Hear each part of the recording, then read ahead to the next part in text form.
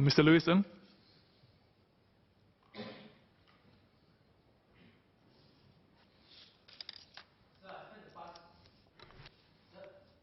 Sir, I spent the past 4 years in this House speaking up and calling for greater protection of our environment.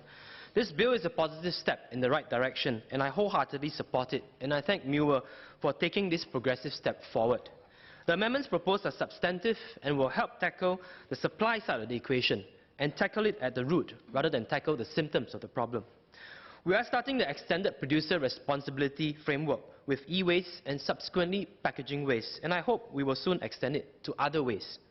We're all aware that when it comes to the environment, it cannot be business as usual. We cannot go on generating and incinerating waste indefinitely. Our landfills are rapidly filling up and our planet is at a breaking point. We need to become a zero-waste nation, and we need to do it soon. We need to remember that ensuring resource sustainability is not merely about waste management. We have to tackle the issue holistically.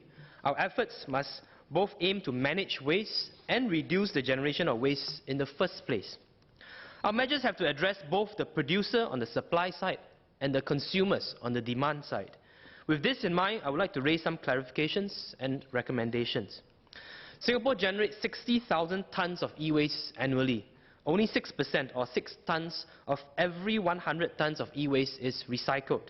This is a staggering loss of recoverable raw material and a huge waste. From 2016, EU member states had to collect 45 tonnes of e-waste for every 100 tonnes of electronic goods put on sale during the previous 3 years. The target was revised up to 65 tonnes in 2019. What are the envisaged collection targets in Singapore as a result of this bill over the next 3 years? What will be the next targets thereafter in the next 3-year cycle? Can the Minister share how the collection targets are calculated? Can the Minister also shed light on why there is a 3-year grace period for missed collection targets? Next, the bill defines large retailers as retailers that occupy premises with floor area of 300 square meters or larger. However, this does not take into account e-commerce retailers, like other members of this House have just raised. With the rise of e-commerce, large retailers may not need to supply RCPs from a large shopfront area. In fact, all a large retailer needs is a warehouse and an internet connection. Will the Minister also consider requiring e-commerce retailers to partner with PRS operators or e-waste recyclers to collect and process unwanted e-products? Next, I understand the bill seeks to cover 90% of Singapore's e-waste, yet small producers will be exempted from financing the Critical Producer Responsibility Scheme, or PRS. In line with the polluter pay principle, the PRS should not have the effect of excluding niche and low-volume producers. What measures will be imposed upon such small producers in the future in order that they be accountable for the e-waste that they generate? As an interim measure, could the Ministry look into setting up subsidized voluntary PRS scheme for such small producers who wish to contribute? Similarly, I understand that producers with an annual turnover below $10 million will not need to report the packaging they imported or used, and also need not submit to NEA a plan to reduce, reuse and recycle the packaging in Singapore, and how they will implement this plan. Why? Can Minister clarify how the $10 million threshold was determined and what proportion of the market these exempted producers of packaging waste form? Small producers of low-cost goods can generate just as much waste as one with a high turnover. Can Minister further share what plans there are to integrate these small producers into the reporting scheme in the future? Next, I also understand that a producer will submit their plan to reduce, reuse and recycle packaging and their implementation plans. Can I ask if there will be any penalties if these plans are not adhered to? Also, in future, will Muir consider setting reduction targets for these producers? Otherwise, while we collect data from this exercise of submitting their plans, I'm not sure we will achieve much in terms of reducing the amount of waste generated. In addition to the broad framework under the bill, we should also have initiatives on the ground to tackle the packaging waste generated by supermarkets. I'm astounded by the amount of unnecessary packaging used at supermarkets. While it is often argued that the plastic is required to protect fresh produce during shipping and storage, I have been told that some items do not arrive already packaged in plastic packaging that we see on the shelf. They're shipped in plastic packaging and then repackaged into even more plastic packaging.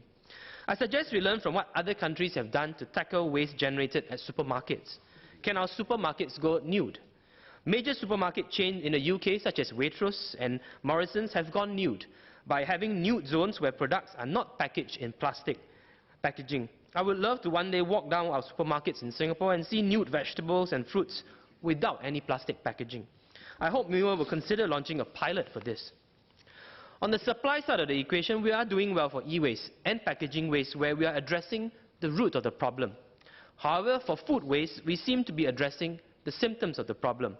The focus of the bill here is on processing the food waste rather than preventing or at least reducing it. Does MIWA have plans for the businesses to also report their plans to reduce their food waste? Similar to how producers of packaging and packaged product have to submit plans to NEA on how much packaging they put to the market annually, and again their plans to reduce, reuse and recycle packaging waste. We currently have technology on the market to identify and track the components of food waste for commercial businesses in order for them to plan their production better. One local example is the Singapore startup Good for Food. Their smart dustbin allows hotels and large commercial kitchens to measure, track and identify all food waste thrown into it. The data allow businesses to adjust the type and quantity of food produced. This prevents food waste and reduces business costs wasted on producing unsold and unconsumed food. Beyond the reporting on how a business will reduce food waste, will the Ministry also consider encouraging businesses to adopt such technology?